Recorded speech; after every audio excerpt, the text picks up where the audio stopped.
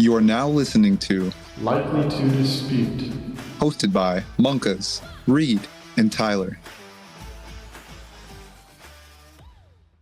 How's everybody doing? It's Cevan. Join with me today is Reed and Tyler as always. Today we have another very special guest with Cam K, and this is episode 17 of Likely to Dispute. We have a very fun episode today, as you might have guessed. Another team breakdown. We have Mr. Cam K himself, a fellow Texas Rangers employee with me. Cam, say what's up to the many viewers we have. How are you doing, guys? Thanks for having me on. I'm excited to break down the best team in the league.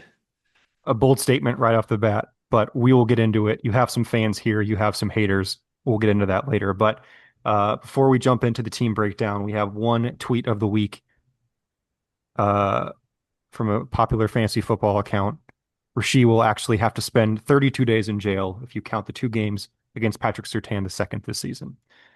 Obviously, Patrick Surtain is not often on Rasheed Rice because Patrick Surtain obviously plays on the outside, and Rasheed often plays in the slot, as Tyler clearly hates slot players in PPR leagues. But I think this is fun. I just wanted to get some Rasheed discourse in here. Tyler's going to try to victory lap. I'm going to try to shrug it off like it doesn't matter. So I figure we can just get that out of the way now. Before the suspension has even been handed down. We're recording this on Thursday, which is the day that the information about his plea deal came out. So who has thoughts on what went down? To your point, I disagree with the whole. I know this is just whatever, but I disagree with the whole PS2 plays on the outside. I know he does, but if there's elite receivers, which we think Rice has the potential to be, he'll follow him in the slot. That's all on that. Okay. That's fine with me. That means it's going to open up everything else for Tyler's boy, Xavier Worthy, at that point. And Hollywood. And Hollywood. That's right. I hope Rasheed chooses to serve his 30-day sentence in week 13, 14, That'd be 15, wild. 16. Somewhere in there. That'd be great timing for the league. But that means I'd have him back for the championship game in week 17 then, so we're good. I don't think you would. He might need a week to ramp back up or something like that. Fair. That's fair. I don't obviously I did not expect him to get suspended. Whatever. I don't know. I'm not going to act like I know the official details. I only read what I read, but it didn't seem like his trial was set, so it didn't seem like that was going to happen this year. But obviously a plea deal happened, and the suspension from the league has still not been handed down. But I've seen speculation anywhere from like 2 to 6 games, or potentially even up to 8 on the higher end. So we'll see. As long as it hopefully happens now that it's wrapped up. Both the civil and the criminal stuff has been wrapped up. Hopefully it happens to start the season, which Cevan mentioned earlier in our chat, that coming off injury, that maybe isn't the worst thing in the world. It's better to have it like start of this year rather than obviously middle of the year or even start of next year when he could be coming off like a 1,700-yard season. The last thing you want to do is be missing him to start next year. So I was told his injury last year didn't matter and he'll be just fine to start the year. But well, he will be. He's fully healthy. I'm saying if he's going to miss time, I hope it's at the start of this season when he is still, fact of the matter, he was hurt last year. It's not expected to have any lingering issues into this year, but of all the teams in the league, I can absorb it because, my team's stacked, but He better be fully healthy with an extra month off to start the year. he was fully healthy in June from what I saw, and it's now July, and the season starts in September. So, yeah, we'll see. If it's 2 games, not a big deal. If it's 4 games, okay, that's fair. That was a poor choice. If it's 6 games, that seems a little excessive. So we'll see. If it's 4 or less, I will be satisfied. I don't know. I don't really know what to expect. What's wild to me is that with the NFL, some of their punishments, like they got Ridley for a year for gambling, and then they give other people like 3 games for domestic violence. It's interesting, but we'll see. I mean, obviously the gambling stuff is fairly new, so I think the Ridley one was like trying to make an example out of him, as opposed to like we have like with obviously off the field stuff as far as criminal charges, that type of stuff is kind of standardized because it's happened enough times for the most part. But like he was kind of the first for that to happen to, so they didn't really have a set playbook for how to handle it. So Hopefully that never happens to anybody else again, but that was quite a long suspension.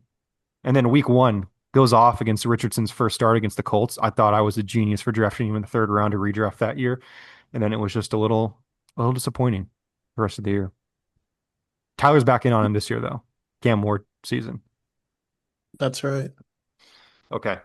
Off the tweet of the week. My team will be fine. No, nobody has to worry about me. I'll be okay. I'll make it work, whatever it is. So I don't think anybody is worried about you. I was worried about me. I was That's fair. hoping, as my friend, you'd be worried about me.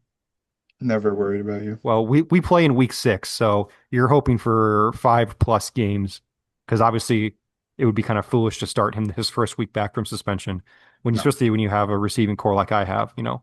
But I want you at your best, okay, even though good. last year you got me at my worst in the early of the season, and Meh. then I got you at your worst at the end. So it I evened also up. had James Cook be a late scratch in that game, but I lost by 2 points, so I wouldn't say I was at my best either. Cam K, team summary. Heartbreaking Jonathan Taylor picture when he dropped the ball early. Just a heartbreaking game for me as an Anthony Richardson believer. That game was over if he scores that. Tough to see your best player do that. Power rankings, Cevan, Tyler, and I all have him in the playoff aspirations tier, which is a very wide tier for all of us, I believe. While Cam has himself in the contender tier, which is good. You should always like your team more than everybody else. You can see the KeepTradeCut rankings, very strong quarterback room, and then kind of middle of the pack everywhere else, but a lot of draft capital and a young team. Obviously, no results last year as he joined us this year. Savan, playoff aspirations, is that just kind of a middle? Where is he in relation to the rest of your playoff aspirations tier? Is he top, bottom, middle, or is he?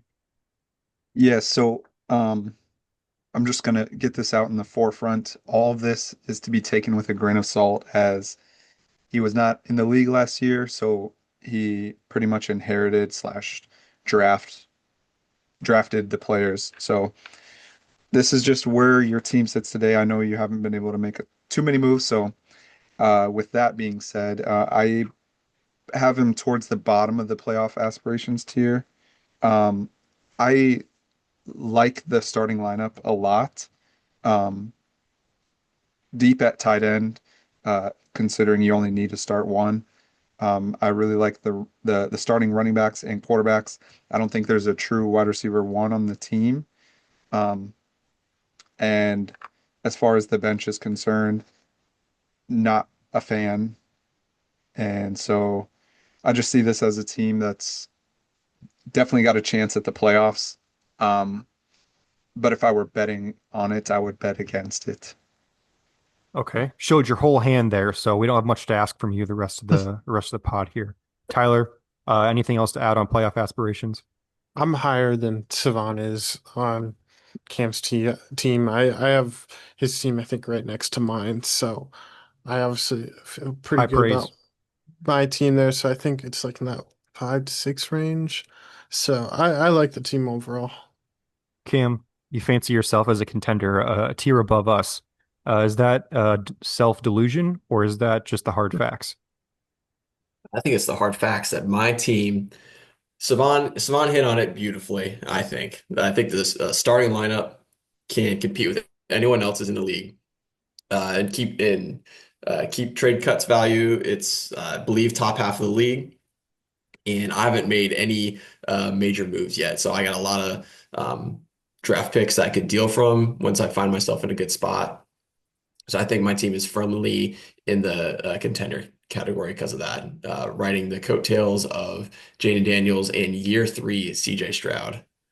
Yeah, obviously your lack of depth is essentially a function of the reclamation draft. I mean, the purpose of that was to split up a very solid roster and then a god-awful roster. So I think you and other Cam both are kind of in the same situation where your starting lineup is very, solid, very competitive, and then the bench is like all the pieces that were on the really bad team. So you just kind of ended up getting the short end of the stick there. But like you said, third draft capital here. Get a couple weeks into the season, you never know what's going to happen here. So MVP Jaden Daniels for your team, a relatively unsurprising selection, Cam. But if you want to give a quick couple of words on your Lord and Savior Jaden Daniels, feel free to do a little bit of glazing for him.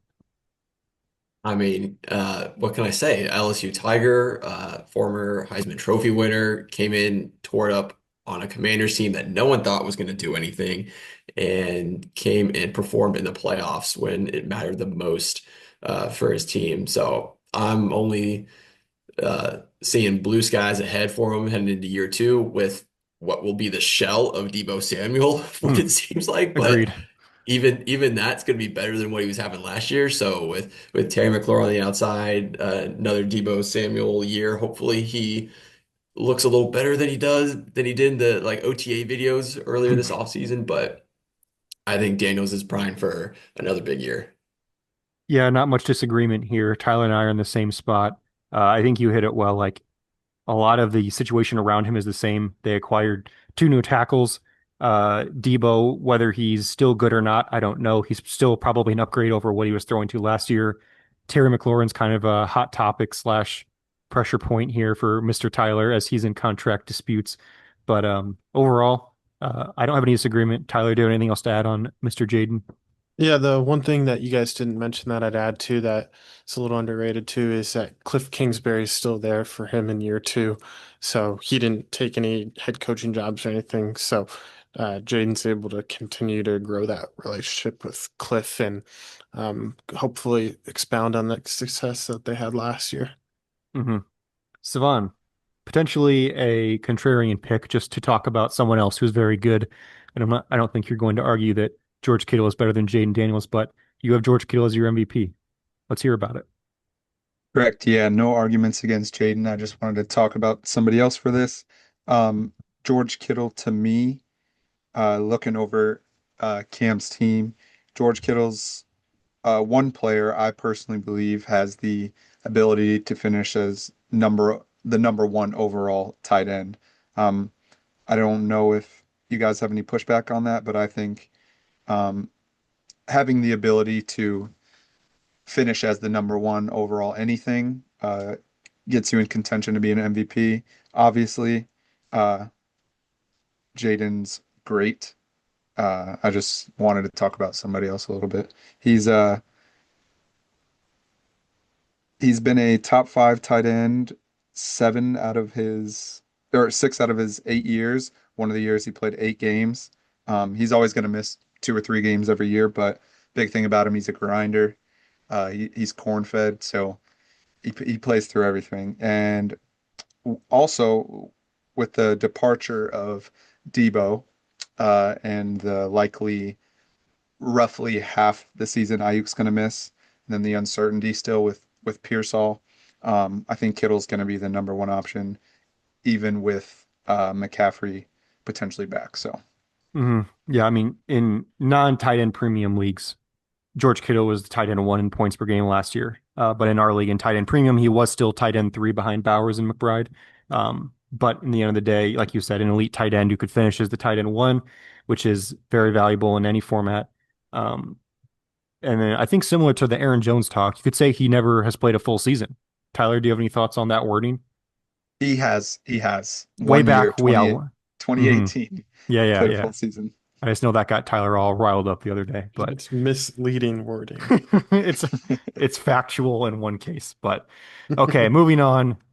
Most improved, Cam has his other quarterback, Mr. CJ Stroud, coming off a down sophomore year. Uh, the case feels kind of simple here, Cam, but why don't you give us your thoughts on Stroud bouncing back this year? Yeah, I think consistently we see year three be a really big year in terms of quarterback development. And Stroud had what was one of the best rookie seasons we've ever seen 2 years ago, only eclipsed really by Jaden Daniels last year. So he was QB 11 in 2023, QB 18 last year. I think there's a real opportunity for him to get back into the top 10 and fight for a QB1 spot again. So I think there's a chance where he's the most improved, most impactful improvement on the team in these super flex leagues. I mean, just 23, 24 years old still. I mean, it feels wild that he feels like he plays like a veteran, but still just 23, 24 years old. four different answers here. Most improved. Tyler, we're going to start with you. Another corn-fed tight end here, TJ That's Hawkinson. such a rude picture of TJ I know. Hawkinson, by the way. Yeah, If you I need to find one that fits the dimensions, and that was the first one that popped up. But if the you don't Vikings throwbacks are sick. So Tyler, if you don't mind, could you actually go to me like second or third, if you don't okay, mind? Tyler wants to Sorry. bring up the rear here. Cevan, Jalen Waddle, another case where it feels somewhat straightforward to think is he's the most improved player. But why don't you give us a walkthrough here on Jalen? Yeah, Waddle had first round draft capital, former first round wide Oh receiver, boy, some might say. that's not a good Um, tag to have. yeah.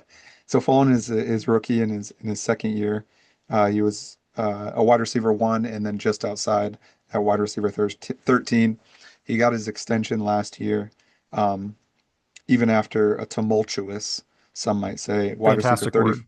Yep, wide Proud of receiver you. 34 season and wide receiver 46 last year. I think this is just a case of does Tua stay healthy? And well, also with the departure of Jonnu Smith, I mean that opens up 100 plus targets right there. Sad. Um,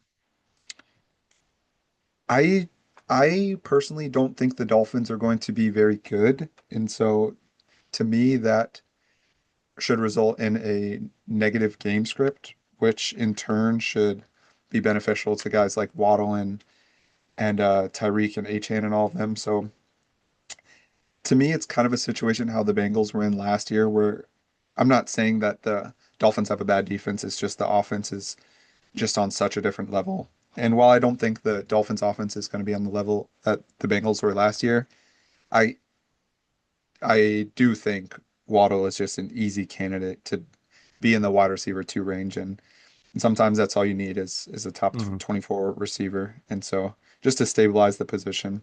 Yeah, he's just been a disappointment the last couple of years. He's should be entering his prime. He's only 26 years old, so I like a big year five Dolphins. Some might say Mhm. Devontae Parker-esque Oh boy. breakout. Yeah, I know both myself and Cam were both big on Jalen Waddle last year, and I drafted him in our redraft league. I know Cam had him in our work league, and both of those seasons did not end well for either of us. So Got burned tough, hard. yeah, tough year to invest in him when, kind of factors outside his control were holding him down. But I think we're all in agreement that Waddle seems like a clear bounce back candidate and definitely someone that is improving over last year. Tyler, should we go to you yet, or do you want to go Yeah, last? no, I'm good. Were you formulating your thoughts, or are you trying to drop a bomb on us? I was formulating my thoughts. I wanted to before I spoke, I didn't want to sound misguided, so I was just I was looking at JJ McCarthy's uh, stats in 2023. I was just looking at, well, I'm just going to get into it, I guess. Let's hear it. I was looking at his stats of 2023 and who he was throwing the ball to. So behind Roman Wilson and at Right. Michigan, he was throwing to Colston Loveland quite a bit. Mm, He was his uh, second highest receiver, or I guess target in receiving yards. You know what I'm saying? I'm not the biggest JJ McCarthy believer. I know we've talked about this before, but I think in this offense, I think TJ Hawkinson will be a good safety blanket for him, will be someone who will get a good amount of looks. I last year, Jordan Addison got quite a bit of targets in the second half of the season. And I know we talked about this a bit with Deshaun, but I think we all similarly felt a little bit fluky. And so I think Addison will kind of come back down a bit to what we expect him to do, maybe 4 or 5 targets a game. I think Hawkinson, wow. is that bold? 4 or 5 targets per game is pretty low, I think. Yeah, but with Jefferson there and Hawk there, I feel like Addison will get some of those deeper looks, you know. That's fair. Not saying, and he'll maybe be a little bit more touchdown dependent. I just think Hawkinson, another year removed from that torn ACL, only being 28, and obviously entrenched in the Vikings offense there. I think he will be just fine, and he'll be improved from last year where he was already, solid enough coming back from that injury. I think he can be a mid-tier to maybe top tier tight end one in Minnesota this year. So Mhm. I think I like him a lot to improve, and a lot of that, yeah, is of course him getting a full year and hopefully uh this year rather than just the half season he played last year. Mhm. Yeah, And this is pretty big coming from you after you traded him away, notably to James in that trade that you lost to James I during don't a fire remember that sale. trade. I don't Yeah, remember. but it's very big of you. Savon, were you going to say something? yeah. I was just gonna also add the the fact that Jordan Addison's gonna get suspended Probably. um, as well. So, which I believe, just from what I've seen, it'll be the bare minimum, which is 3 games. But still, that's 3 games operating as the number two option. So Hmm. could be a potential sell high when you already have Kittle. We'll see. Ray Lots Davis. of lots of opportunity for future moves. Definitely. Ray Davis for me. Uh, I think just from someone who watched all the Bills games last year as the owner of James Cook, Ray Davis was always a threat because I think that dude is quite good at football. The Bills obviously were adamant on spreading out a lot of their running back work between Davis, Cook, and Ty Johnson. And every time Ray Davis came into the game, I was worried he was never going to come out because he's actually quite good at football. And I could see a world where in the last year of his contract, the Bills are less reliant on James Cook. Ray Davis is a big boy. He's quite a powerful runner, it felt like. While James Cook was very good near the goal line last year, I wouldn't be surprised if Ray Davis got a couple of those and just generally gets more work. I'm pretty sure that the way they ran it last year was James Cook would run 2 series and then Ray Davis would get a series. Um, I don't necessarily think that Ray Davis is going to get two and Cook's going to get one. That would be silly, but I could see Davis getting or filtering in more often. So I just think he's a really good football player and a really good offense that is behind a running back that is in a contract dispute right now, which obviously I'm not saying that's going to lead into the season, but I think there's an opportunity for a good football player to get more touches in their offense. So I am a Ray Davis fan. On to the sleeper. Devin Neal, sixth round running back to the New Orleans Saints, Kansas Jayhawk. Cam, people are sleeping on him, and I think for good reason. Why are people sleeping too deep on him? People hear the sixth round uh tag on him. Obviously, it's not as great as you hear like the former first round. I think you'd rather have that attached to your name. Um, but Devin Neal was fantastic for the Kansas Jayhawks. Great runner in college, capable uh, receiver out of the backfield, and I think he just gets slept on right now when he's technically third on the depth chart behind Kamara and Kendra. Kendrick Miller. Thank you.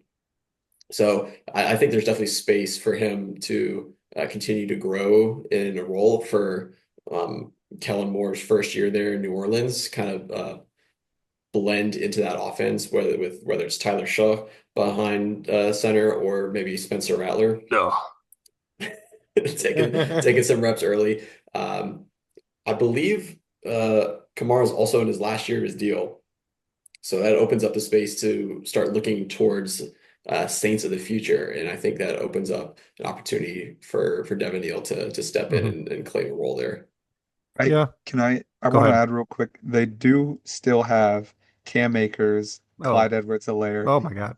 and Marcus Yarns and Velus Jones-Jr. Okay.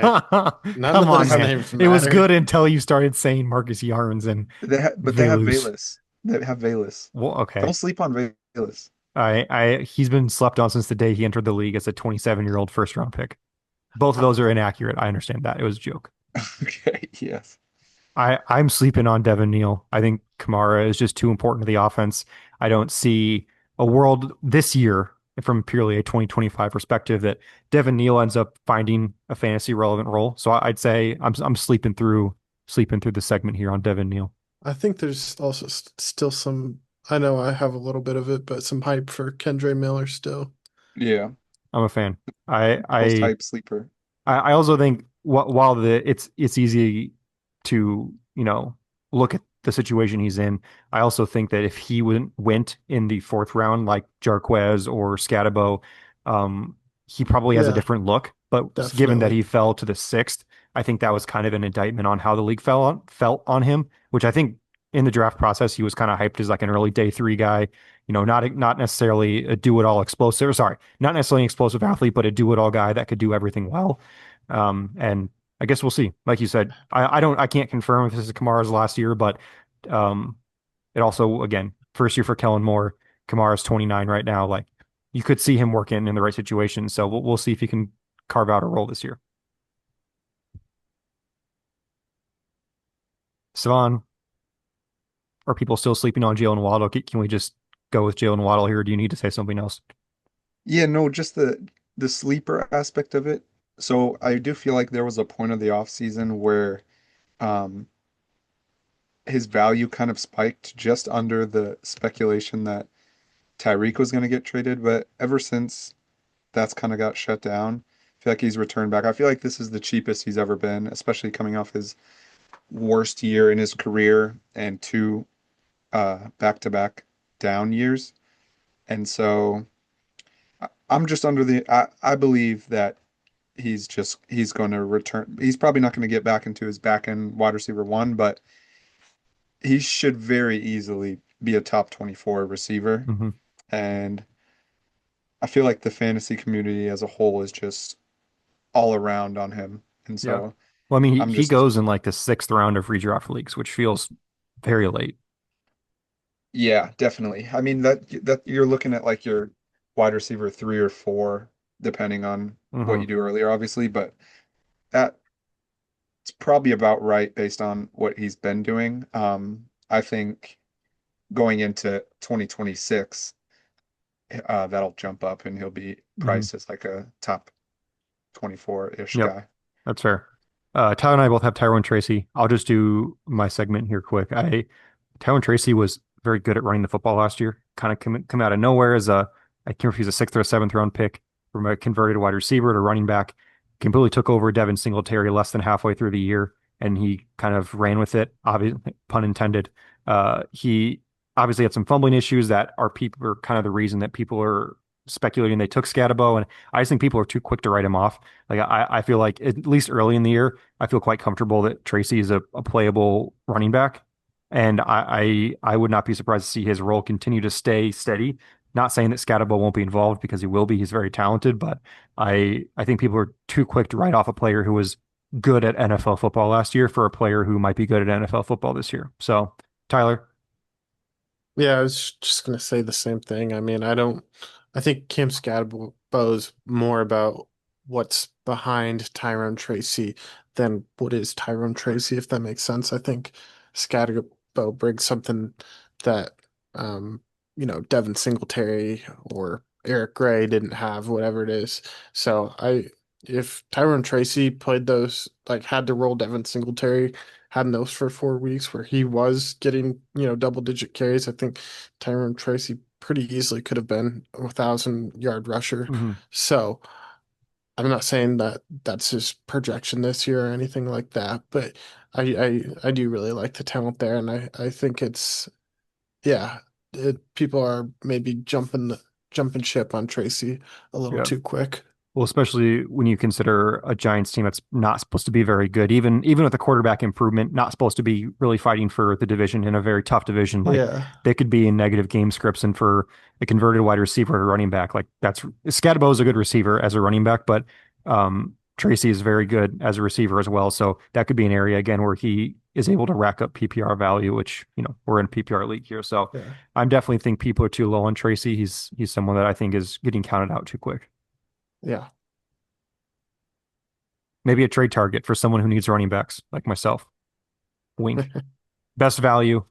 Hard to do for this for a reclamation team in general, but Cam has Jaden Daniels as the 101 of the two-team reclamation draft. Cam, how is the 101 of the reclamation draft best value?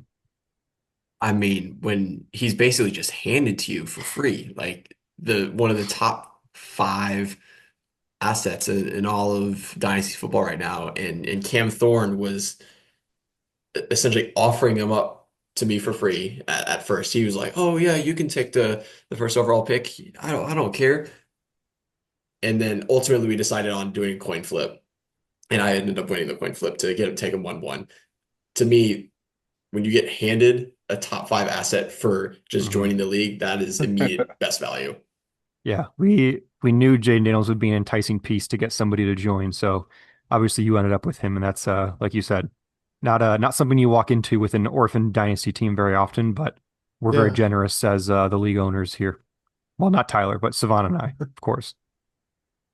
that is a really good point though. To just think like, yeah, that is it is more than just like, oh, you got your pick. Like it was like a top five dynasty asset, like you Hmm. said, which yeah, there's a you could throw my team up for reclamation and there's not a top five dynasty piece there. Just a dynasty tight end one, though. That's right. Okay. All of us have CJ Stroud for very similar reasons. I'm sure I can summarize here. The way the draft went was Cam had the first pick. Sorry, Cam K had the first pick. Cam Thorne had 2 and 3, and then Cam K had pick 4 again, which he got CJ Stroud. I personally, I don't see any problem with Cam Thorne not taking CJ Stroud as he took Puka and Nico Collins, who are both very worthwhile assets and top 7 or 8 receivers in the league. But yeah, getting CJ Stroud and Jaden Daniels with your first 2 picks again in a reclamation draft that handed you essentially an orphan team. That's great value. I don't have I'd be very happy with those 2 to start the league. Definitely would not be able to get those 2 if you started a league today. I wouldn't think. I don't think. I'm not sure. I guess you might be able to get Stroud at the end of a second round. But Tyler Savon, any other thoughts on Stroud here? Nope, Uh, that summarizes it for me. Stroud went at 102 in the inaugural draft, and Yep, so getting someone who once had I know he got overdrafted, but getting someone who was once at that value. Now your QB core is 23 years old for the next 10 year. years. No, they're only going to be 23 years old for this year.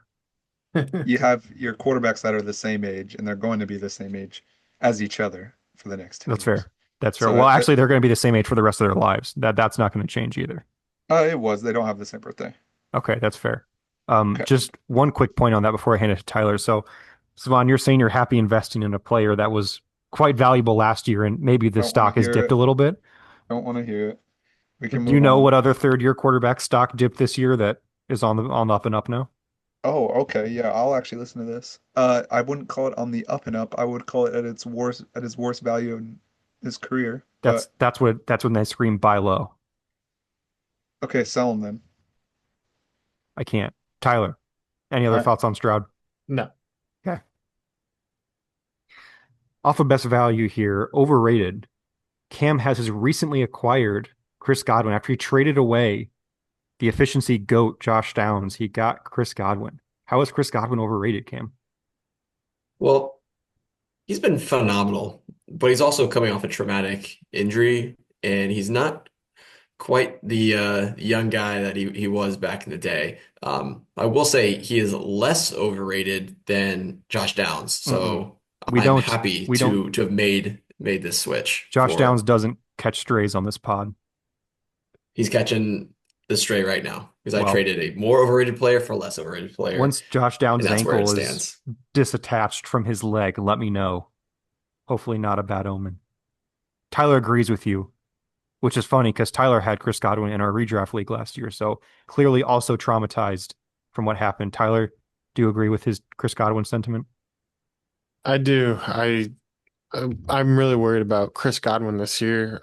Next year, maybe it's a different story, but if we're strictly talking this year, off the big injury there, Egbuka in the fold now, and a new offensive mind there.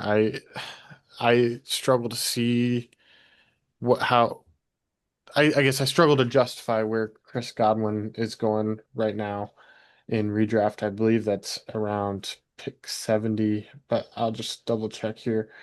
I remember looking at this the other day and liking some of the other receivers around him. So yeah, Chris Godwin's going around pick 71. Behind him, these are guys I would take: Judy, Ridley, Odunze, Jacoby Myers, honestly.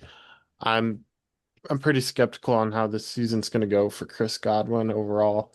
I don't think a bunch of people are saying uh I guess I think he's overrated for where he's at, but I don't think people are necessarily like hyping him up to be something he's not. Hmm. Like he's obviously proved that he's an established wide receiver in this league. I just off the injury, I'm not ready to draft him or be good Hmm. rolling with him as high as he's being drafted Yeah. at in redraft. Yeah, I just like no matter how many times they say drafting Igbuka had nothing to do with Chris Godwin's health, it's really hard to for me to think that there's nothing to do with it because even if him Yeah. and Evans are both aging, like if you felt like the offense and the passing game was far from their downfall last year, like it feels like in the Mhm. first round you'd be addressing something else if they thought that Godwin was fully healthy. So even if he is healthy week one at the age 29 that he is, like is there really a chance for him to actually? I mean, he was wide receiver three in points per game last year, technically two, but three if you don't count Yeah. Rasheed's game that he played four snaps in. So there's a real worry from I think everybody, but I think that's Yeah. somewhat. I think everybody's kind of on the same page of like this could be it, but you never know with him. He's come back Yeah. from worse injuries. Yeah. Egbuka has to me has always felt like a preparation pick or a contingency pick where it's like, okay, we know Godwin and Evans are going to fall off at some point, but instead of, being caught off guard when that happens or whatever, we have someone waiting in the wings here to hopefully Hmm. take over. Yep. Okay, my Hawkinson segment will be relatively quick. I'm not a JJ McCarthy believer right now. Happy to be wrong about it, but I'm not a huge believer on him. I don't know what the volume is going to look like. JJ is going to get his there, and then it's left for Hawkinson and Addison to split whatever's left. Not to mention, it seems like they want to upgrade the running game this year, so I'm just worried about the volume he's going to get. And I don't know if Hawkinson's a super efficient player that you can give him, as some say, 4 to 5 targets a game and I expect him to be productive. So he's just someone that scares me a little more. Like I still think he's comfortably a tight end one, more so because of the position as opposed to him. But I just don't know what the ceiling looks like for a player like that, where I think the volume is going to be lower, which is kind of what we talked about with Addison. Like I think Jefferson does not really take a hit because he's Justin Jefferson, but the secondary pass catchers are where that volume kind of hurts them. So just a little bit lower on him overall, but I still see the value in Hawkinson. Just think a little overrated for me. You're calling a guy Hmm. that's top five PPR tight end every year he's healthy overrated. Well, obviously a clear situational difference this year with McCarthy. So it's more I so that I don't know what's kind of ceiling he has with the volume that I think they're going to have passing wise. I McCarthy's going to need a safety blanket. I agree with that. I think super or tight end premium will actually be really good for Hawkinson. I know you didn't bring that up, but I think that gives Hawkinson more of an edge than Hmm. perhaps some of these other tight ends. Agreed. So I think the points you get aren't going to be, a bunch of downfield touchdowns or anything like that. But I don't know. I think I don't think his volume will be too affected by JJ McCarthy. I think he'll have to be there enough for Hmm. McCarthy as a That's fair. check down. I don't have super high conviction. I'm not completely out on TJ Hawkinson, just a little bit higher than I think. Sure. Speaking of people who are totally out on someone, Cevan, noted T-Mac hater. Why is he overrated, Cevan? Yeah. Um, very out about my feelings towards Teteroa McMillan. And I'm not gonna lie, I talked with these boys, I think it was last night or the night before. It's really a vibes thing for me. Um, just hearing him talk, This is the watching his hard-hitting like analysis people come listen for. wa watching his body language, his mannerisms. I am just not a fan of any of it. And then you talk about the situation. Obviously, uh, there was a new Bryce we saw last year. It remains to be seen how year three looks for him. But uh, Don't let Ted is Cam the Thornton hear you say that. World's number one Ted, Bryce fan. Ted is the de facto number one now. And Wow. on the Panther, is that? No, I'm saying de facto. You say de facto like he doesn't deserve to be the number one. Yeah, no. So I don't think they have a good receiving core as a whole. I'm not a. I'm Oh boy. also not a Xavier Legette fan. He's really bad at football as well. Um, Coker, he's So, sounds like you just hate the fine. Panthers. He's fine for what he is as an undrafted wide receiver three. Adam Thielen's 35. Hunter Renfrow, you know. Yeah, I don't like the receiving core as a whole. I like Jatavion Sanders though. And so if you throw him into the number one wide receiver role on a not projected to be good team again, that's the sports side. But I'm not gonna lie, it's mostly vibes. I'm happy to be wrong though, but I'll he'll I'll probably just never like him, the person. So Purely you'll a never see me. vibes-based pick for Cevan there. Yeah, you'll never see me with any Tet shares ever in his Interesting. whole career. Droppable. A controversial one here, at least for me. Cam has recently extended Darius Slayton. Is Darius Slayton droppable, Cam, or is he just the most droppable player on your team? Let's go back and go through the history books on Darius Slayton's PPR position rank since 2019. 37, 54, 106, 52, 46, 73. None of that should crack anyone's starting lineup. Darius Slayton, while he did just get extended, I put zero stock into that due to the Giants front office just not operating at the highest level. I think Darius Slayton is nearly a negative fantasy asset for most people, and just someone that has been on the team due to the redraft or the draft to kind of The split up reclamation assets. draft. Yep. Thank you, reclamation I draft.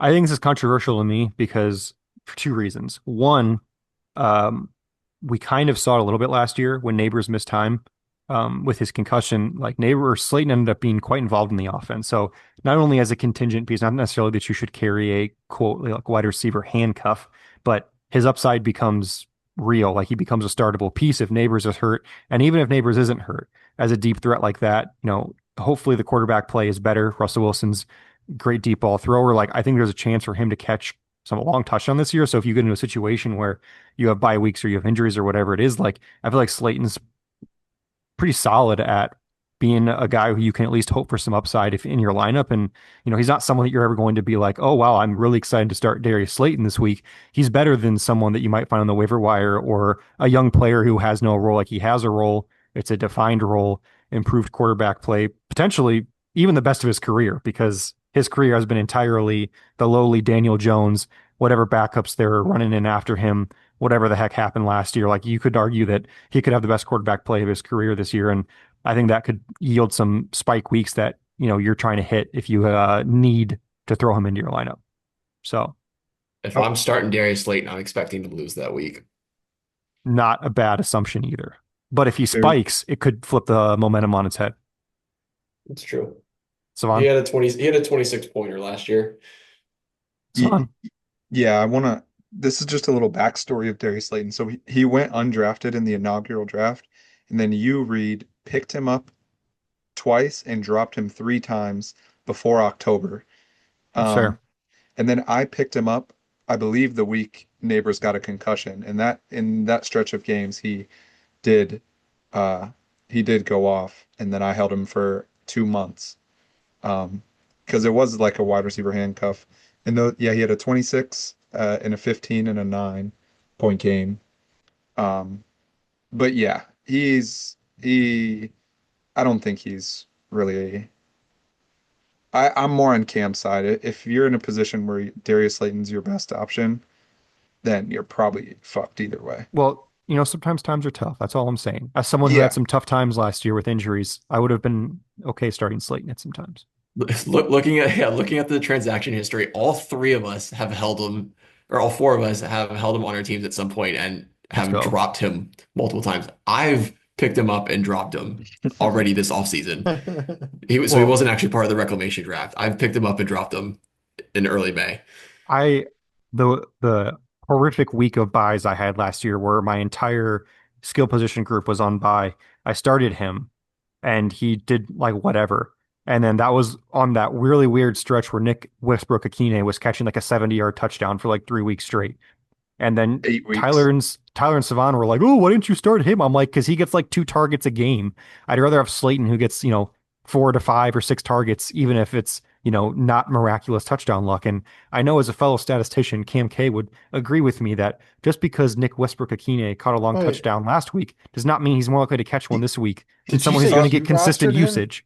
he caught a touchdown in 8 straight weeks. Yeah, Did you I'm say not going to you bet on that rostered continuing. him? Me? All Yeah, four of us have rostered him. I Reed, Nick Westbrook. Reed, Nick no. Westbrook. No. no. Oh, okay. I had to start somebody from the waiver wire one week because I had like it was the week I played Rob last year. I had like every like London, Chase, like everybody on my team was on bye, and I was literally starting a waiver wire wide receiver at flex, and I was between Nick Westbrook-Akine and Darius Slayton, and at least Slayton was getting 5 targets a game or so, and you guys were trying to tell me, oh, well, he's going to catch a touchdown. He always does, and that's stupid.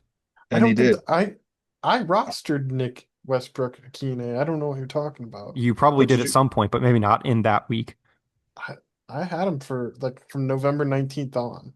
Nick Westbrook Akine having a touchdown in 7 of 8 weeks is insane. Exactly. So yeah, I that was good process for me. Droppable. We got a team that's got a lot of droppable players on the bench here, which again, not necessarily his fault in particular. But Cevan, let's keep a droppable section quick here because we've had some long droppable sections. De'Ami Brown recently signed to the Jacksonville Jaguars. Is he droppable or is he the most droppable? Nah, he's droppable. Last year obviously was his best year operating as the fourth option on the Commanders. Saw a career high, which is a 4-year sample size of 30 receptions for 300 yards and 1 touchdown. First 3 years in the league, uh, combined for 29 receptions. And so he's basically career wide receiver 100. I don't know. I mean, there's just no point. Can I would But I it's argue, can not I it's push? not your fault. Yeah, I No, would yeah, argue push that back. he's Push back. rosterable. Tyler, you do it. Roast I'm this man. okay. Swan, last year De'Ami Brown was a force in the playoffs. For fantasy, he had 2 great games against Tampa and Detroit. He signed in early March with You said he was a Jacksonville. force in the playoffs, the He fantasy playoffs. was. No, the real life playoffs. Like Okay. when it counts. He Okay. had nearly 100 yards in 2 of those 3 games. He signed in early March for borderline wide receiver two money Oh, and that may be a bit much. borderline wide receiver two money. Nine and a Go half on. Keep million going. dollars. I'm talking like NFL wide receiver two Yeah, money. yeah, Borderline. yeah. It's borderline. I Okay, mean, sure. Gabe Go Davis for it. signed Okay, like that doesn't count. Keep okay. going, because then I'm gonna respond. I was just gonna say it's Travis Hunter, I mean, yeah, he's going to be relevant this year, of course, but who else in Jacksonville is the wide receiver three? And should there be injury in Jacksonville, I think De'Ami Brown is the wide receiver two there.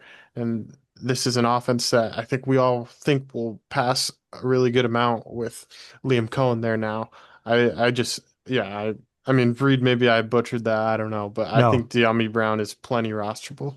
Yeah, no. I Okay, mean, well, Savan's a noted Jaguars hater, Trevor Lawrence hater, so we get that aspect of it from him. But he's yeah, I never mean, played on the Jags. No, D De'Ami Brown. Okay, so if you want to talk about Travis and BTJ, obviously all they had last year was Terry. They didn't even have a competent wide receiver two, in my opinion.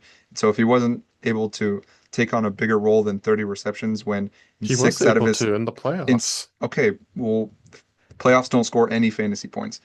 Um, But they're in more six in relevant than any six regular in season six game. out of in 6 out of the 16 regular season games he played, he had 1 reception. He scored double-digit points 1 week. His average points was just under 5 points per game. And so if you want to roster somebody whose best season was 5 points per game on average, then be my guest. Um, Obviously, in the playoffs, what I think they scored like 50 on Detroit or something like that. That was a good game. Um, yeah, I mean the fantasy pl or the real life playoffs mean nothing to me because they mean nothing to they have no fantasy relevance at all. Um, I'm just looking on what his so best career season was, which Savan, if was you're talking about players who historically are irrelevant, you're gonna drop Calvin Austin then, right? Because yeah, sure. he's been as irrelevant, if not more so, than De'Ami Brown, who's at least De'Ami Brown has money now and is in a new situation with a great OC, or sorry, great play caller. Yeah. What's your argument for De'Ami Brown? He just got paid. He's on an offense that hopefully will be able to support 3 to 4 pass catchers as they did with the Bucks last year. Improvement, took on a bigger role in the playoffs. Yeah, Tyler kind of hit all of it. Again, I'm not saying he's going to be in the starting lineup in week 1, but I'm saying there's a path for him to be relevant, especially for Yeah. someone like yourself who just touted Travis Hunter as being not a full-time offensive player last week. You'd think that opens up a spot for another pass catcher to, fill a role. Potentially. If we want to compare it to Calvin Austin, we can do that. No, I don't want to talk about Calvin Austin. He's not going to be on your Okay. roster by August. Okay, God, that was bad. Sam Howell, he's a backup quarterback. He wasn't very good when he played. They just signed Sam Darnold and drafted Jalen Milroe. He's a third string quarterback for the Seahawks. I'm good. Oh, sorry. No, he's not on the Seahawks anymore. He's on the Eagle. I don't even remember who did he sign with? Sam Howell's on the Vikings. Vikings. Okay, yeah, that's fair. Okay, I lied. He's more rosterable, but still droppable because I'm not a fan of keeping backup quarterbacks with very little upside. So, Do you know his age by chance? 27, I would guess off the rip. 24. Oh, he's only 24 still? Yes. He is 24 years old. Okay, well, that doesn't change my answer. He's just Yeah. not a again, if he was like You've been presented with two big pieces of information that change his situation, and you still won't admit that he's not rosterable or that he is rosterable. No, he's not rosterable because again, we saw an entire season of him starting. He's not a rushing quarterback. He's not someone that's like, again, unless he is the starter. Like if McCarthy gets hurt again, like yes, then people will rush to get to the waiver wire. But he's very clearly not the starter right now. There's going to be a long leash for JJ McCarthy in a very good system that is going to give McCarthy every opportunity to succeed as their quarterback. So his age for me is not super relevant. We've already seen an entire season of him having a 1-to-1 touchdown interception ratio with very little rushing upside. To be fair, I do think like if you are gonna roster a backup quarterback, that Sam Howell's probably one of the best options to do that. Well, yeah. I mean, I'm not disagreeing with that, but I think very, very few true backup quarterbacks are rosterable for really any reason that isn't like a rookie. Like, again, Joe Milton. there's a very clear reason why I have Joe Milton. Sam Howell does not fill that role for his team. Sam Howell was a QB1 in 2023, even when he had the 1-to-1 touchdown interception ratio. QB1. So all it takes is another injury to JJ McCarthy, and then we're back. He was in our scoring, he was QB 12 in 2023. That's fair. Just a second. Let me look at his points per game. This is very convincing, Cam. I'm all in on Sam Howell. He was QB 24 in points per game. He was the 12th highest scoring quarterback in 2023. He scored less than Jake Browning per game, which I don't think anyone's advocating to roster Jake Browning as the backup quarterback in the Bengals system, are they? He was only like 54 yards short of 4,000 in 23. That's He wild. played 17 games, threw 1-to-1 touchdown to interception, and had less than 4,000 yards. And you're saying that's wild. He had 5 rushing touchdowns after you said he has no rushing upside. I said very little rushing upside first off, and rushing upside is, to me, not necessarily like he scored touchdowns because that can just be on sneaks, and those are not sticky year to year. He only had 263 yards, which Why does Jalen Hurts get 10 every year if they're not sticky? because they're the best team in football and they have the most dominant play in football. Sam Howell is not that. So yes, I think that makes sense. So Sam Howell's rosterable is what I'm hearing. That was not what I said. If Sam Howell was on the waiver wire, I would not pick him up. I would not even think about picking him up. I think for what Cam's situation is, he's perfectly fine to be rosterable. Well, yeah, when you have a terrible bench, that's fine. But like, Jeez. I'm saying It's fair. It's fair yeah, play. I don't. It's not his fault. He has a terrible bench at this very moment. If we get to this time next year and his bench still sucks, then we can say, yeah, it's his fault. But kind of out of his hands at this point. Tyler, Luke McCaffrey falls into the dreaded 20 receptions or less for a top 100 pick. Do we need to say anything else? Not really. I never liked Luke McCaffrey. I'm almost really. positive you liked him last year. Almost positive. He's That's got the crazy. bloodlines. Why would I have any interest in Luke McCaffrey when I have the GOAT on the Commanders? Malachi Corley? No. Yeah, I don't. Luke McCaffrey's pretty irrelevant for me. Just a second. I need to find that. I'm almost positive you said something about that, about Luke McCaffrey, but maybe I'm misremembering it. Okay. I'll look afterwards. Okay. Going past the team accolades here, going on to the quarterback room. We've talked in depth somehow about three of these quarterbacks already. Add in a rookie second to last pick in the draft, Quinn Ewers, and the clearly irrelevant behind Anthony Richardson, Riley Leonard. An elite duo at the top, followed by, basically no depth. But when you have those two, do you need depth? Cam, are you worried about your depth, or do you feel pretty good that those two guys will carry the load for 17 games this year? I feel pretty good. They'll carry the load for 17 games. Except when I watch Jaden Daniels get ragdolled in week one like he did oh so often at LSU, then I'll be a little worried. But until Yeah. then, I'm fine. I was going to say, Jaden Daniels missed time last year with a rib injury. CJ Stroud missed time in his rookie year. If one of those two goes down, you're going to be in big trouble. I'm not going to lie. But I think if any What team Sam lost Howell's one of those for. two guys, no, that's not it. Sam Howell's almost 25, you losers. Look at that. He'll be 25 by the time the He's season starts. man, really? Hard maybe on that one. By midseason, he will be. Cevan, your Sure. thoughts on the quarterback room here? Yeah, we talked about the first couple guys. I think Quinn Ewers is probably irrelevant, but assuming Tua gets injured again, they'll probably go to Why Zach. would you assume he would get hurt again? Yeah, he's gonna get hurt again, but they'll probably go to Zach anyways, and then realize he's still ass. And then so at that point, season's over. Throw Quinn in. If Jaden's getting ragdolled, then there's your quarterback option. Also, Well, Riley Leonard is interesting because he does have rushing upside, and there was a year in the non too distant past that I don't even know if that made any sense, but it mostly made sense. they had Sam Ellinger starting games. Um, That I'm almost positive did not and occur. it No, did. It that did. absolutely occurred. Oh, wait, I'm no, pretty that sure I Yeah. just start Sam that's right. Ellinger one of those weeks. That's right. I thought they were going to Yeah. last year in the last week of the season, but they went with Flacco again. But I Ye- wondered why they didn't put Ellinger in. Yeah. So they have two injury prone quarterbacks. And so just yeah, throw another rushing upside quarterback on the taxi and see what happens. Sam Yeah. Howell, elite handcuff. He's a top 12 quarterback if an injury happens to JJ. That's bold. If JJ McCarthy gets hurt, he's a top 12 quarterback.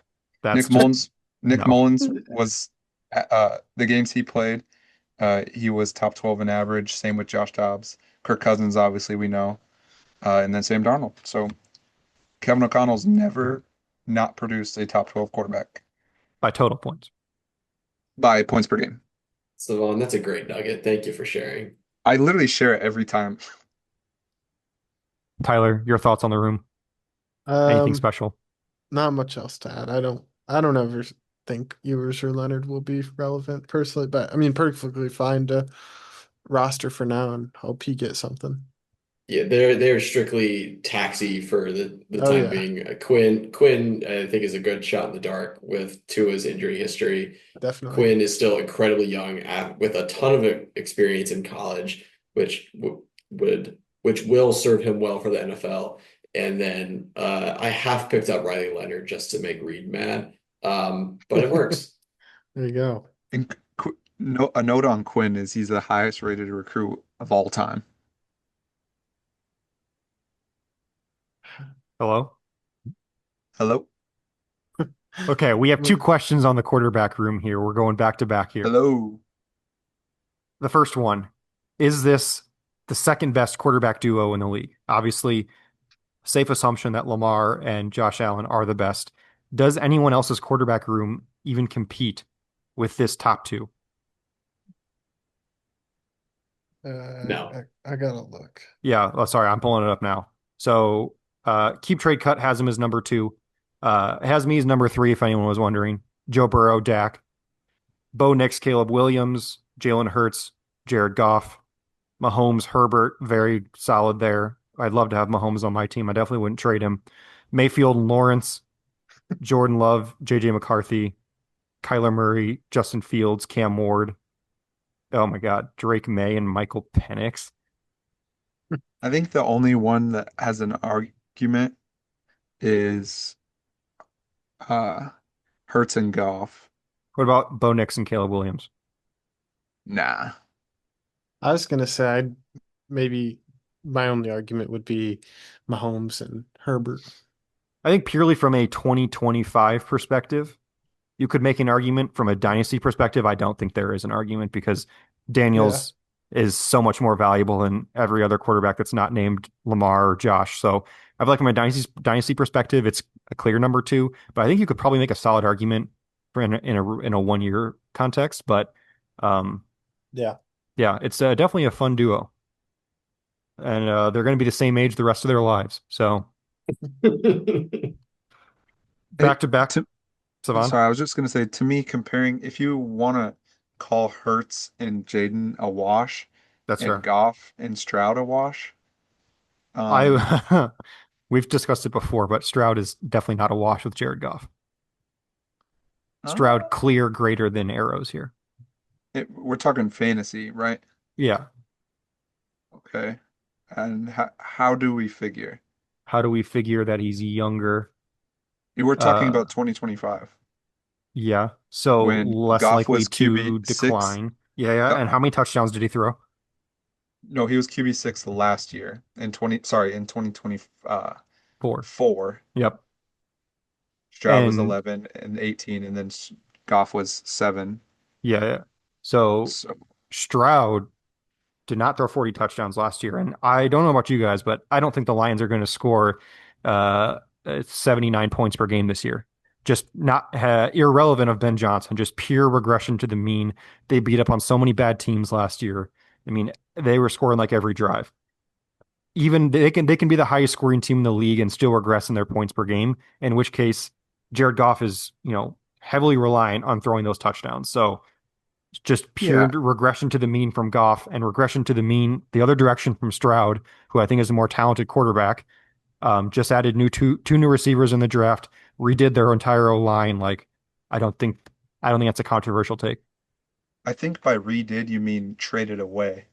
They traded away Tunsil, but they added a bunch of guys that can kind They, of play all around. So they're just going to find a better line than they had last year, which was god awful. yeah, I don't know. I would take Goff over Stroud this year personally. So you're saying in a redraft league, if they were the top two quarterbacks in ADP and you had no Yes. quarterback, you would take Goff. Yeah, I would take Stroud. Cam, that's Tyler, your fair. thoughts? Probably It's just I Stroud. think we've seen it it's with a toss Goff. up. We've seen it with Goff, and it's a projection with Stroud. His rookie year doesn't count. I mean, Goff was better than him by a lot his rookie year. Points per game or total points? Because CJ Stroud missed two of Well, the three he games. had six. That's fair. I mean, yeah, he had 600 more yards and 7 more touchdowns. But like CJ Stroud was quarterback 8 in 2023 points per game, and Jared Goff was quarterback 12. Sorry, you are Cam, Tyler, you your I don't love thoughts? points per game. It's more predictive of future stats than total points. I proved that. And you saw Well, those charts. what about last year? What do you mean? What about last year? What were their points per game Yeah, when last I year? just told you that the Lions scored 800 million points, and I don't think they're going to do that again, so he's not going to throw 37 touchdowns again. Well, That's then my case I for know Stroud being better. they both have new offensive coordinators. Correct. But you mentioned the two receivers who are rookies, Yep. some more interior offensive linemen that are rookies. hmm Um, I don't know. Tyler, Cam, third time. Your thoughts? Who would Mhm. you take between those two? It's Stroud. Stroud. Damn. Stroud boys going strong. Second question. Come on. Who is more likely to see NFL snaps this year, Quinn Ewers or Riley Leonard? Ewers. I think I'd go Ewers as well because I think there's a better chance the Dolphins are out of contention Yeah. and they just save Tua from injury. And then in which case, again, I somewhat agree with Savant's point that if you get to the point where the season's over, you'd rather throw Ewers in there than throw Zach Wilson out there. Yeah. Plus, He's Richardson's starting 17 games anyway, so it probably doesn't matter with Riley Leonard. Ewers, just injury chance for Tua. I heard Tua is going to get hurt, Savant. Is that still true? Yeah, Okay. pretty sure he's gotten hurt every single year of his career. Um, Just like Aaron d- Jones. yeah, I don't even know what gang he's in at this point. Was Um, sorry, I have a question about you go. yeah, no, Ewers. Was Riley Leonard undrafted? I And can't he's a remember. fifth rounder, I believe. Yes. Oh, fifth. Wait. Yeah, he Sorry. had higher draft capital than Un Ewers. Oh, sorry, undrafted in the rookie draft. No, I meant in the real draft. Sorry, No, yeah, NFL. he was a fifth Six, rounder, sixth. six, yep, 189th overall. Yeah, and Ewers was Interesting. seventh, correct? Okay. Yeah. Okay. yes. Okay. Yeah, So I does that did change not. your answer? I don't think so. Okay, all in the Quinn Ewers boat. Off the quarterback room here into the running back room. Obviously headlined by two studs that we actually have not even touched on yet in Jonathan Taylor and Kyron Williams. Talked about Devin Neal, recently acquired Keaton Mitchell in a trade. I don't even know the name. Raheem Sanders, Donovan Edwards, undrafted in the Rocket. NFL draft, undrafted in our rookie draft. Talked on Ray Davis and Tyrone Tracy already. So Cam, we'll start with you here. Very similar to the quarterback room, that you got two strong anchors at the top. And then the difference here is you have a couple of players that are intriguing on the bench. So what are your thoughts on your running back room as a whole here? I think you hit it perfectly. Obviously, you have a lot of faith in Jonathan Taylor and Kyron Williams to produce at a high level. Both top 10 in points per game at the running back position last year. Tyrone Tracy was a big sleeper from you guys heading into this year. I already touched on why I think Devin Neal might have some fantasy relevance towards the tail end of this year. And then some taxi squad guys and Donovan Edwards and then Rocket Sanders. It's going to be the same thing that we say about basically every position.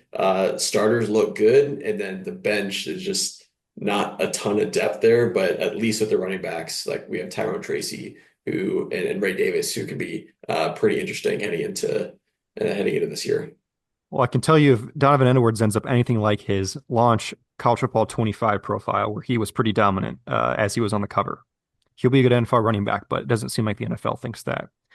Um, as the resident college football expert, when it comes to the PlayStation 5, Cevan, your thoughts on the running back room here?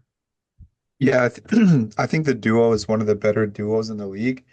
Um, Obviously, with the Colts, they want to run the ball. Same with the Rams. Kyron's a workhorse. Jonathan's a workhorse. Barring injury, they play 17 games. You're looking at one of the better duos in the league. After that, it's a lot to be desired.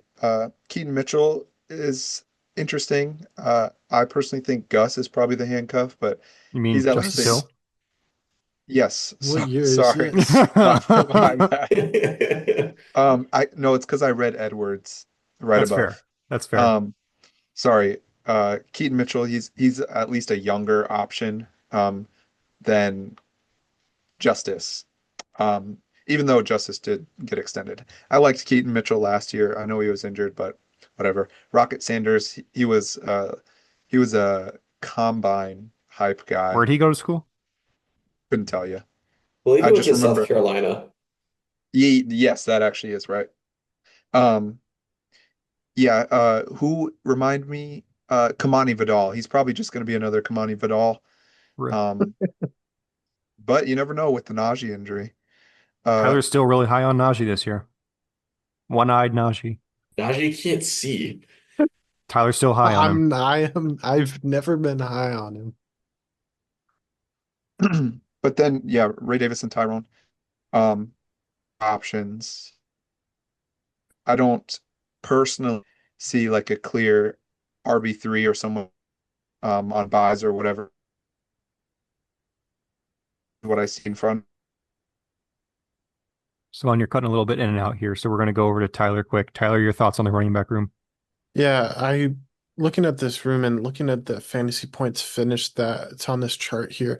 I'm curious to get your guys' thoughts, but I think there's a pretty decent chance that Taylor, Williams, Davis, and Tracy all finish like about where they finished last year. Like I think there's maybe more so than any other running back room, there's not a lot of variability with this room, meaning like I feel like unless something goes really askew in either way. Like Jonathan Taylor and Kyron Williams will kind of be that back end RB1, top end RB2, and Davis and Tracy will kind of be in in the similar ranges where they're at now. So I feel like I don't know. Does that hold weight? I don't know what you guys think of that. I'm kind of just thinking on the fly here. Uh, I think personally, I think those top two, like there's just not really a left tail for them. Like I think you're just going, barring injury, of course. Like if they're on Mhm. the field, there's not really a left tail. Whereas I feel like Tracy and Davis both have a pretty wide range. Like, would it be crazy for Scatabo to take over the backfield? No. I mean, they obviously believe in him to take him in the fourth Gotcha. round. So, I mean, there is a variability with those two, and obviously Davis, he doesn't really have a left tail past a handcuff, but his right tail is really high. Like he's easily a top 20 back if Cook is hurt, if not higher, Yeah. depending on how much work he gets. So I see what you're saying. Like I think the floor is really safe here, but I think there's a really Yeah. high ceiling to have potentially up to four starters that, Davis is an injury away, but Tracy doesn't necessarily need an injury. The top two guys are already the studs. So I guess I kind of see what you're going for, but Yeah. the floor I'm is really just safe. I feel like if I were to like kind of project out where where all these running backs will finish this year, I would have those four within Hmm. maybe 5 to 8 spots of where they're at now. And I guess 8 spots is still a big difference, but I guess what I'm saying is I don't think like any of them will massively overperform or underperform where they were last year, in my Hmm. opinion. That's fair. Any other thoughts on the running back room here? Savon, are Uh, you back with us? Should be. Okay. Tyler, were you going to say something else? no, I didn't have anything else. Okay. Awesome. On to the receivers here. Talked on Godwin, talked on Waddle. Savon talked on McMillan.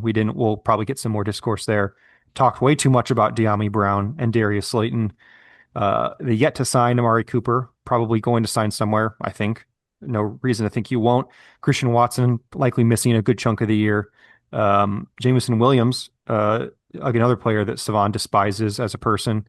And then Luke McCaffrey and Malik Washington. So, Cam, we'll start with you again. Maybe not a true number one here, but a lot of potential options. What are your thoughts on the wide receivers here? Yeah, this is the spot where there's like you said, a lot of options. I wouldn't expect Godwin, Waddle, or McMillan to approach that wide receiver one territory this year. I think Waddle has that upside, and we could see it. But I think the more likely slot he settles into is probably that mid wide receiver two, which is a very valuable role. It's just not what you want your top wide receiver to be. And then on the bench, like Cooper could have some really good games. Jameson Williams has been a revelation from last year and should continue that into this year. But I agree with you that I don't think the Lions are going to put up 800 million points again this year, so likely due for a little bit of regression. But as a whole, there's no real top end talent, but I'd say the entire room is like solidly like a wide receiver 2 to 4. Hmm. Like everyone's kind of in there. Hmm. Very fair. Tyler, your thoughts? Yeah, I'm not as high on this wide receiver room. I think this is where I'm probably most skeptical about the team. Even when Cooper does sign, he looked rough last year in Buffalo, and his best days are of course behind him. So I don't. It'll be hard, I think, to justify starting him in a week if you need to. I've never been the biggest Jameson Williams fan myself, kind of for some of the similar reasons we've talked about earlier with the Lions offense and whatnot. One player I guess I'll just talk about briefly that I like is like a deep stash is Malik Washington with John gone and maybe Tyreek being a little bit variable this year. I think I really like Malik Washington as kind of a deep stash and maybe see if he does something in year two. I can't remember what year he was drafted um, in the NFL or what round he was drafted in the NFL draft 2 years ago. But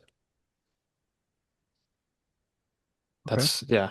That's I mean, yeah, that's it. I don't have much else to say. It wasn't a very definitive wrap up, but we're moving on. Savan, Sorry, I was hoping someone would be like, "Oh, he was drafted in this round," but I'll figure that out, and okay, that'll we be the will end of circle my back. thought. The whimper there is fitting to the quality of the room itself. Yeah, Savan, your thoughts on the receivers?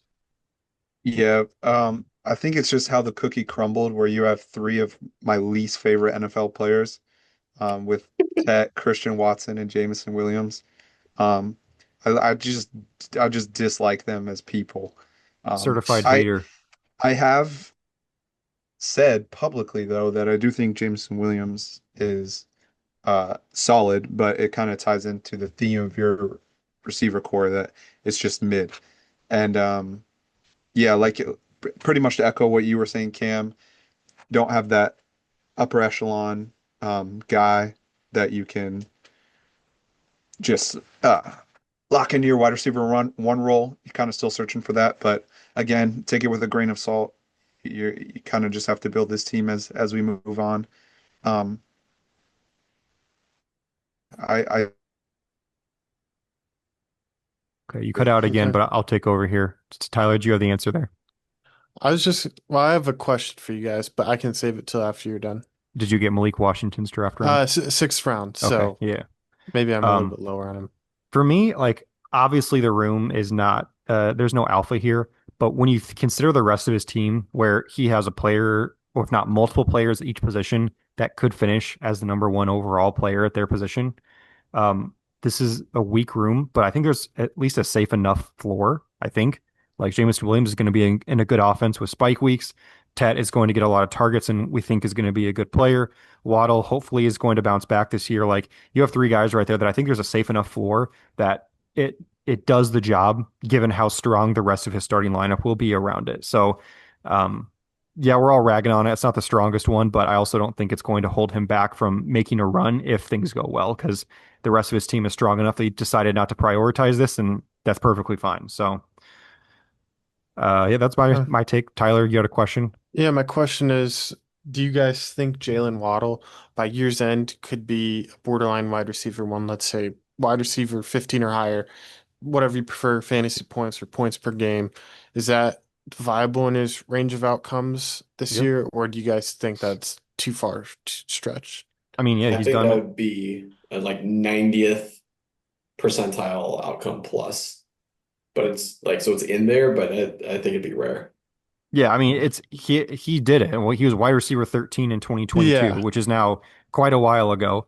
yeah. But 2023 he was wide receiver 22, but he missed a couple of games, but he also just didn't score any touchdowns because A-Chain was running Hmm. touchdowns in from like 90 yards away, and Mostert also had 20 touchdowns. So like they just had a lot of rushing touchdowns that year that ran really pure and didn't have a lot of that through the air. So I don't think there's any. It's definitely a higher end outcome, but at the end of Yeah, the end of the day, it's definitely within his range. I would probably say it's a little bit lower than 90th, but yeah, that's part of the tantalizing aspect of owning Waddle this year is the bounce back and the ceiling yeah, that he's already shown. yeah. My So initial yeah, hot take was that he was going to finish in the wide receiver two bucket, but I was told that wasn't hot enough. Yeah, I think everyone kind of uh, wants him or would expect him to be a wide receiver too, at least a back end yeah, wide receiver too. So that's yeah, that's not the kind of spice level we go for here. yeah. I was just thinking like right now we're saying, oh, there's not a wide receiver one, but there very well could be, by year's end. And Yeah. not that we were wrong, but it's just like Waddle Well, I got mean, that ceiling. I think there's three guys that could be wide receiver one. Obviously, we talked about Waddle. Like we just saw two rookie wide receivers last year finish as wide receiver ones with Brian Mm, Thomas and Malik Neighbors. So McMillan should be in a perfect situation for him to be the number one in hopefully an improved offense that should be scoring more points. Like in a very, very high end outcome, he could be a wide receiver one like we saw last year. And hmm. if Amon Ra ever misses time, Jameson Williams starts vacuuming up even more targets on more consistent targets, I guess, on a weekly basis. Like I think all three of those guys could do it. And you know, poor God, when we saw him do it last year at a very high level, but I'd be very surprised if he was able to do that again this year. So the upside is there. And if you think about it, like only one of those guys needs to super hit for him to really turn out to churn out a good room. But it Yeah. seems unlikely that any of them. But he has the guys to potentially do it. So tight ends, quick room, elite room. George Kittle, top 3 tight end, tried and true. Mixed opinions on Hawkinson, but a solid asset nonetheless. I don't know if Eric All is going to play it all this year off his ACL tear last year. And then the great Juwan Johnson, old reliable at the tight end position in New Orleans. Cam, we'll start with you for the last time here. Thoughts on the room overall might be kind of quick here since we've touched on them. Yeah, really solid room overall. I have a lot of faith in Kittle and Hawk to be high-level starters. And then Jawan Johnson could be a reliable backup, and you could always find someone on the waiver wire if things go absolutely haywire in the tight end room. But I got faith in Kittle and Hawk to Yeah. hold it down. It's funny that you're here on a podcast with 3 natural-born Iowans, and you've got 2 top Iowa tight ends in the NFL. Sorry, debatably, 2 of the 2 top Iowa tight ends in the NFL. So we're all proud of you. And Eric All. Yeah, I guess technically 3 Iowa tight ends. You only have 2 natural-born Iowans on the podcast. Oh, sorry, my bad. Sorry. Not born, but Yeah. raised. Yeah, there you go. Plus Joe Burrow. What the hell does Joe Burrow have to do with anything? He was born in Iowa and he's on your team.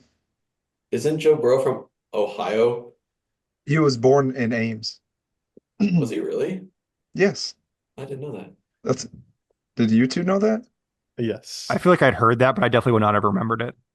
Well, yeah, so it's probably irrelevant, but it's kind of relevant. It's definitely irrelevant. But all I know, let's get this man Sam Laporta from Cam Thorne. Let's get this man Noah Fant from Ian, who might be droppable. Let's just There you make the go. whole Iowa tight end room and make it work. Oh, That'd be Luke sick. Lachey on Trent's my team. gosh. Let's go with the full sixer right there. That'd be wild. Hot take, Mr. Cam. He says his team ends the regular season with a first round bye, which on the surface might be kind of boring, but it is a hot take when you think about it.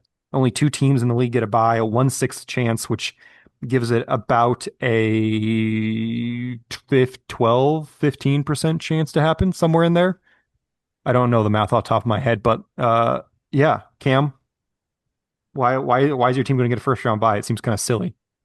I got faith in the starting lineup. We've hit on it a bunch of times. Like the starting lineup is solid. There's elite pieces there. If they perform to the level at which they are capable of, that's absolutely a top team in this league. So really, the hot take is that those guys stay healthy and perform because we've covered it. There's not a lot of depth. So I got faith in the starting lineup to perform the way they're capable of. And I've got the assets at the deadline to go and make a move and really bolster the roster to make a push for to be one of the top teams in the league. Yeah, I mean those draft picks, obviously we're not talking about them in depth here, but they make such a big difference especially for like acquiring bench players for picks in season is usually relatively easy. But acquiring those top end players is, not to, reinvent the wheel here, but acquiring the top players is harder to do. So when you already have the top end players here, it makes building the depth a little bit easier on the back end when you have draft capital. So Tyler, Cevan, any thoughts on the first round buy prediction here? Yeah, I think this is maximum spice right here. Wow. We figured out yeah, who the that's- hater on the pod is. I'm not a hater. Sounds like you're a hater. Tyler, where's it at on the spice? It's up there. I like it. I don't think it's unrealistic or anything, but it's definitely like, yeah, it's probably in my mind like a 10%-ish chance of happening.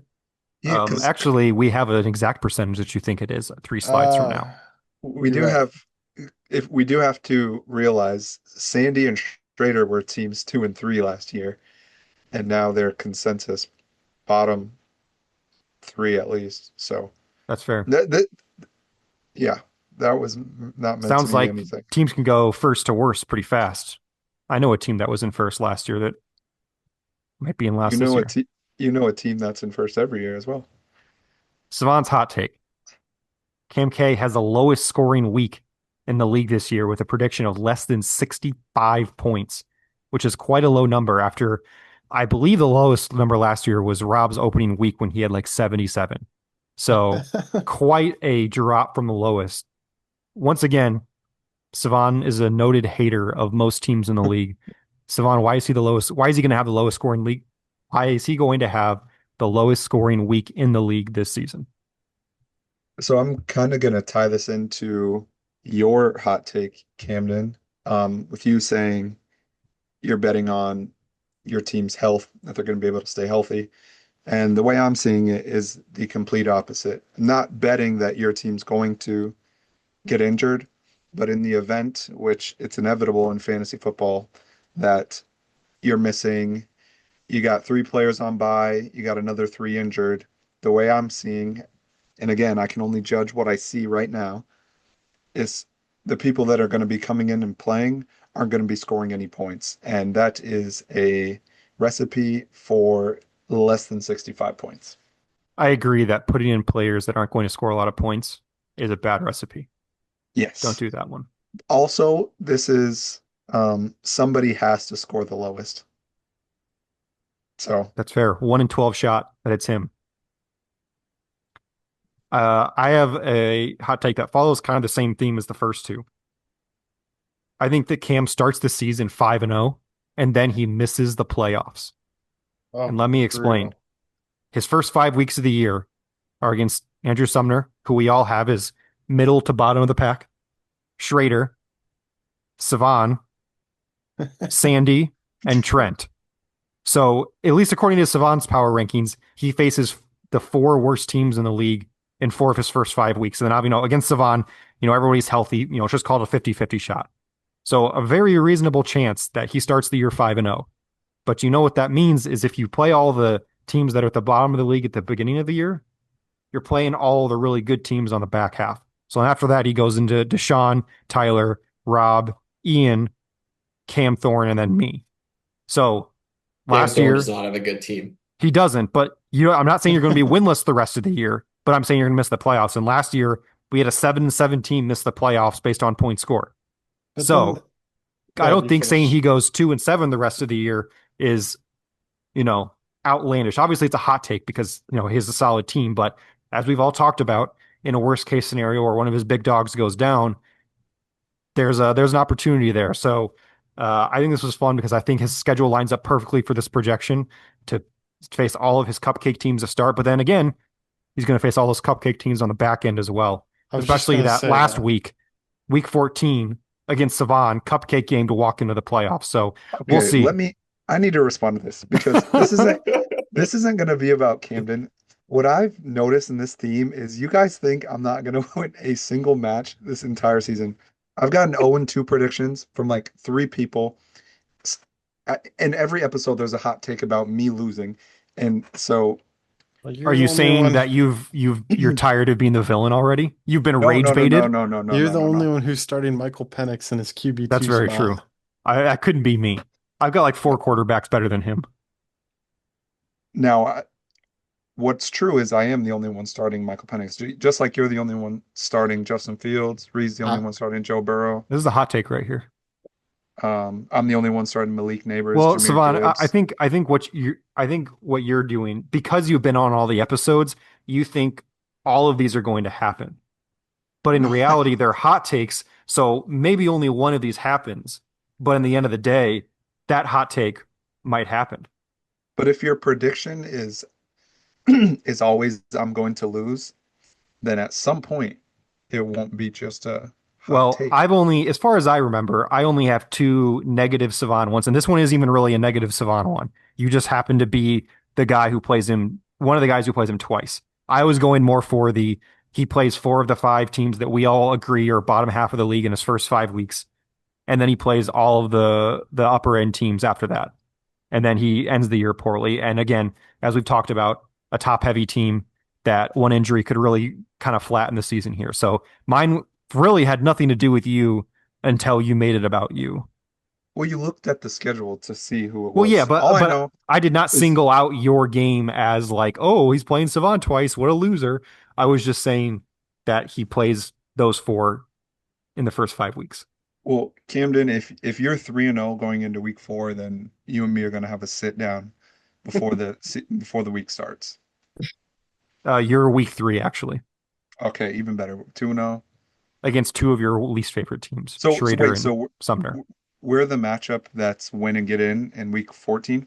If you are in playoff contention Yes. and have not clinched already or been eliminated, you are the last matchup of the regular season. Yes. That is what I like to hear. Okay. Sounds like that was a controversial one. On to Tyler's hot take here. Kittle and Hawkinson are the highest finishing duo amongst his positional group. Tyler, what the hell does that mean? Sorry, this is worded poorly. I meant by like their positional finish. So it's like if you average like let's So say you're saying if you average Jaden and Stroud and Taylor yes. and Kyron, that Kittle and Yes. Hawkinson are the highest. Yeah. Well, you are talking about the thinnest position in fantasy football. Yeah, this is the lowest spice take Come you've on, had, in man. my opinion. I I'm mean, just I guess at least we didn't need a calculator this week like we did last week. but I'm thinking This is okay, this is spicier if we are taking it at points per game or raw Yeah, total points instead of just put like tight end one, tight end two. I was yeah, thinking definitely. uh like raw fantasy like total fantasy points because uh Kittle and Kittle and Hawkinson have each had their share of injuries, and uh, Stroud and Jaden are both, we've talked about top end dynasty quarterbacks. Kyron and Jonathan Taylor, like I was saying during the running back slide, are two of the safer RB1s to top end RB2s, and so I guess I was accounting for injuries in this, um, and so I don't. I guess what I'm saying is there's three good position groups there, and I'm thinking in my mind that Kittle and Hawkinson was a hot take to say they're the highest finishing duo Yeah, in Wait, terms. is it points per game yeah. or Are you in talking about points fantasy or like the finish? number finish? What do you mean by? What do you mean? Like Like are Hawkinson and Kittle tied in 5 and 6, or do they average 15 and 16 points per game? no, not the points per game, total Yeah, fantasy I points. think this is easy, Kittle and Hawkinson. I wouldn't Because I say it's think, easy, but I don't think it's that hot of a take. well, to me, I think they're both going to be like top 8 guys, and I don't, Actually, I lied. I agree with Cevan here. yeah, Because I again, don't, like yeah, you think about the tight end position, how much ass do you have to be outside the top 12 versus you think yes, about how good you have to be in the top 12 running backs in particular, and then top 12 quarterbacks is similar, more similar to tight end, but still a higher bar than a tight end. Like tight end 12 last year, let me pull it up here. I bet it's gonna be someone that's just Okay. I think absolute it was Kyle cheeks. Pitts. There's no, I hope it wasn't Kyle. Sounds Okay. like Season average, tight end. Who's everybody's guess for who tight end 12 was last year? Everyone just throw out a name. um, That's Kincaid. uh, Savan. David Njoku. It was Zach Ertz. Okay. David Njoku was tight end 4 last year, Savan. Terrible guess. Okay, yeah, I agree with Camden though. Like if it was points Right. per game, this would be spicy. But This Kincaid was is 21. What a loser. this is this is a bad hot take for me. This is like I think it's a fine take. It's just not it's spicy. it's not. I was thinking I was cooking up something more than I was. In 2023, Hawkinson was tight end 4 and Kittle was tight end 5, I believe. So it's like, yeah, that's not going to be anybody uh else. That'd that's be just quite the a finish piss. from either of the other two sides. Yeah, if Right. Jaden and Yeah. Stroud did that, that's league winning stuff right there. Okay. Yeah, Can agreed. I pivot and I'll say can I just swap out Kittle and Hawkinson and put JT and Kyron? There you go. Now Oh, there's some spice. Yeah. okay. Now it's Well, very spicy. I'll edit that in post. Okay. Sounds good. But I guess I really like the tight end room still. That's not a Yeah. hot take, but that's my favorite part of his team, is what I was trying to fit the theme of. Okay. Now look, Sorry. all I'm saying is Cam could acquire Sam Laporta and he could start a Kittle, Hawkinson, Laporta tight end flex and a tight end premium league, and that'd be pretty badass. That's all I'm saying. And I know the man who has Laporta is desperately trying to trade him. So let's make it happen. Season predictions. All of us are in a very similar realm here, between 45 and 51% for the playoffs and 14 to 17% in odds to essentially get a bye at the end of the year. For me, I have him in this, like I said, in the playoff aspirations tier. I have him lower on the playoff odds chart for the playoff aspirations, but I have him pretty high in the championship, the bye odds, because again, the right situation, when his starting lineup stays healthy, this is going to be a very dangerous team. But in the event that he has one injury or two injuries, he's not going to be able to replace that very well. At least not with the team we're looking at in this very second. So, like I said, again, compared to someone like Sumner, who we talked about last week, I have his playoff odds higher, but his championship odds lower because if he gets an injury, he's probably going to be able to replace him at least to some extent, but his ceiling isn't nearly as high from the players he has in his lineup. So, a very solid team that I think has a real chance to be a threat come postseason time, but a lot of ways that can go wrong pretty early on. So, Cevan, we'll go over to you. Any other thoughts here to wrap up the team? Yeah, as far as the percentage, in this playoff aspirations tier, I think all the teams I have around 50%. I put some just above that I would bet on getting in one or the other. And obviously here I have them just outside 50%, but still close enough to where uh kind of like what you said, I do like a lot of pieces of the starting lineup. And again, we can only judge what we see right now. So based off what I see, I would have uh, him on the outside looking in, but definitely a clear path Hmm. to being in the top six. Tyler, highest playoff odds, lowest bye odds, lowest championship odds. What do you got? Yeah, I think Cam's gonna make a strong impression in year one, and I guess like we've talked about, I'm not gonna rehash that with the injuries and depth and whatnot. So I think he could finish the season with a pretty strong record, but maybe if those injuries start piling up towards the end of the season, that's why I had those odds to make the championship just a little bit lower there. Hmm. So, but overall, I really like the team, and I consider it in the top half of the league. Very fair. Cam, your thoughts on what we got? What do you think your chances are this year? Not to necessarily say to give percentages, but what are your thoughts on the overall outlook for the season? I think my team is solidly in a position to compete for a playoff spot. I'll go on record and say if we don't make the playoffs, that would be a disappointment in year one. Wow. I know the bench is lighter, but Greg's Lobos is held to a higher standard. Wow. We want to be the best organization within the fine dining league. So we got to hold ourselves to that standard of making the playoffs and competing for championships, no matter what year it is. It's very fair. From where you're sitting right now, how comfortable do you feel holding Cam Thorne's picks instead of your own, due Oh to my his goodness, it choice? is just highway robbery. Yeah. He got emotional that night, and I am just gonna sit here and collect. That's an Debatably confrontational to actively choose to take your picks over his own. that's an underrated storyline for the season. It's just One like inflicted by Cam Thorne himself. But it's okay. Savon predicted he was going to win the league this year in his hot take, so watch out. Hey, somebody has to, and it's never the best team. That is true. Look at last year. You obviously baited me into this saying that, so you're welcome for following up. Any last thoughts here to wrap up on the old Greg's Lobos? Can I ask where the name came from? Please do. Yes. So growing up, I would listen to sports talk radio all through high school. Like I didn't listen to music basically growing up. It was all sports talk radio all the time, and I listened to it on the ride into to school with my dad. And one show that like really captured my attention, it's called the Dan Levitard Show with Stu Gatz, based out of Miami. It's fantastic. They have a guy, one of their friends comes on like every Tuesday. His name's Greg Cody, and he loves talking about his fantasy team. And the host of the show despises that segment every time. But they still give it to him.